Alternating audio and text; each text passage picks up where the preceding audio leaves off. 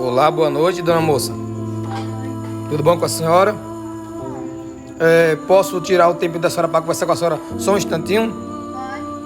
Posso? A senhora pode sair aqui para fora, por favor?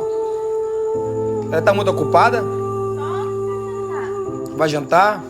Tá bom, então não vou levantar não, tá? Isso é cuscuz, é? Você gosta de cuscuz com salsicha? É muito bom, né, minha filha?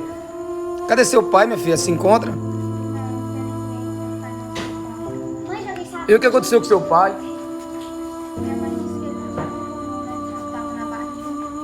Tudo bom, irmão? Você é esposo dela? Pode entrar pra dentro aí, por favor? Quer entrar? Aqui nada demais não, meu irmãozinho. Aqui é só uma...